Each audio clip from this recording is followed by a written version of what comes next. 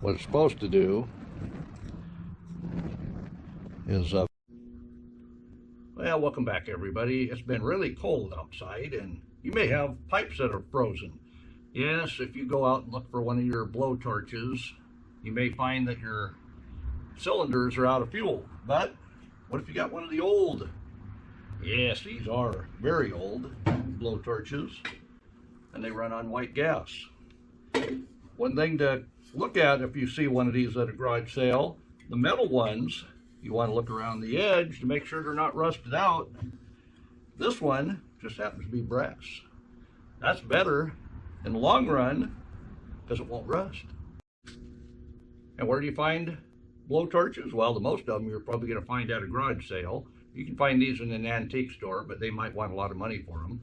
I happened to find this one at Goodwill. Go guess. Goodwill, really? And it was $7.99, $8. I bought that one. This one I did find in a garage sale, and I have no idea how much I paid for it. It's probably $5. That was years ago. And you say, well, tell me something that I could do with that other than maybe defrost pipes. Well, if you had a metal shop, there was a way to solder with it by putting your solder iron in front of the flame. So you would have about 4 of these irons to be doing the work you needed to do, setting on one, so the next and the next, keeping them warm. The way these work, you fill them in the bottom. So I'm going to need to tighten that up after I put the white gas in.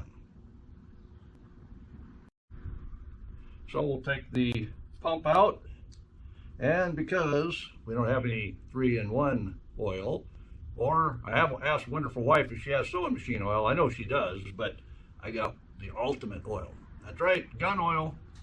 And we're gonna put oil on that leather. That should swell that leather up. Everything looks fine down inside, nice and clean. This does not need to be Gorilla tight because there is a check valve on the bottom of that. And the way you know that check valve is working is after you have pressure in it, this shouldn't lift itself back up. All right? So the way you fill this is there's a plug in the bottom, and you want something round, like a Phillips screwdriver.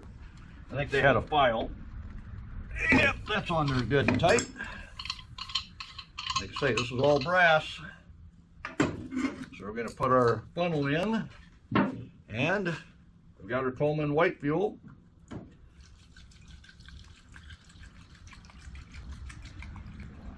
You think that's enough to defrost them pipes? I hope so. I'm going to put the cap back on that, because we don't know how far south this thing is going to go to get it to light up. So we've got the cap, but looking at that seal, it looks like it's brass.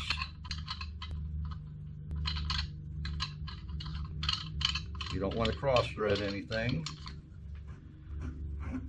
Tighten that back up, good and tight. And the next step is to prime it. I have a little bit of fuel here. I'm going to dump in a cap, and we'll dump on top of that to prime it. So we'll aim this to the door just in case it wants to spit fuel out the front. I know it's hot enough. It's ready to light. Can't imagine I got to light it on the front, but oh yeah. You hear it. So heating that up, letting that fuel sit in that tube overnight. We've got the blockage started to come out of it. Still has pressure from overnight. I do have to work on that check valve because it shouldn't be lifting on its own. It still has good pressure.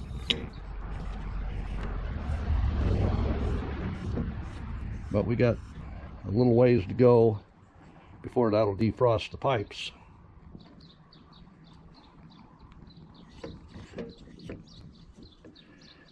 So what do you think? Are we going to make this brass one work?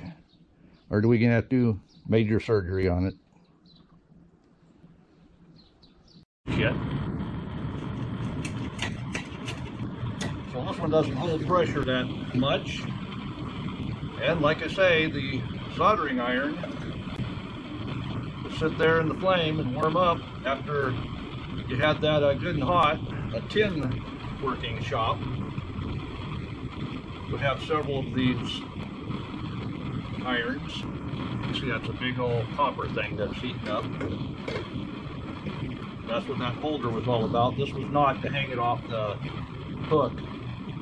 It actually was for heating up your iron. I remember in school, this is how we learned to solder, with a big iron like that. You had to start out the way they did it back in the old day, apparently. So I've got some flux here. Put it on the metal.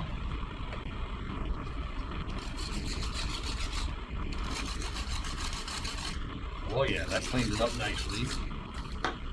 So let's see if that iron is going to lay down some lead. Oh yes.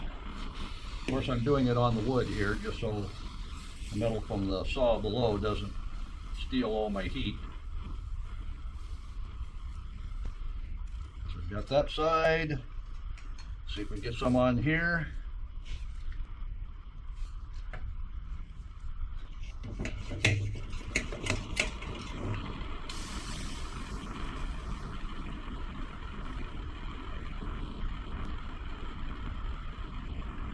Yep. I'll solder those two pieces together. And you can see that ain't coming apart.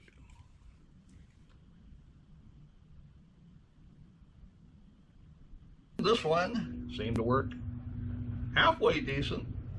Got me soldered and defrosted the pipes in the pump house.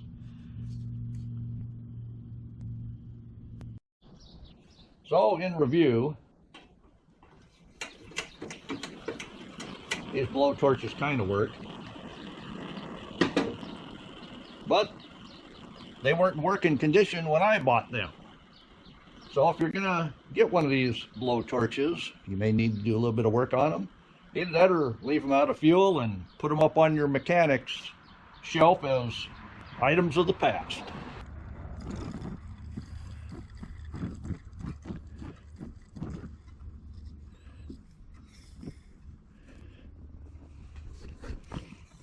I was telling you, they do spit. This wasn't warmed up enough this time, so we'll let it see if it'll warm up now. But like I say, if it's spitting fuel, you better be ready for it.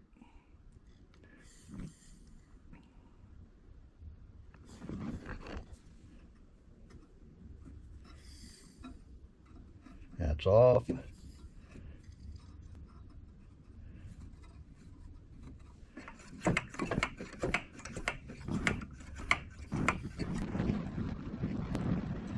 What it's supposed to do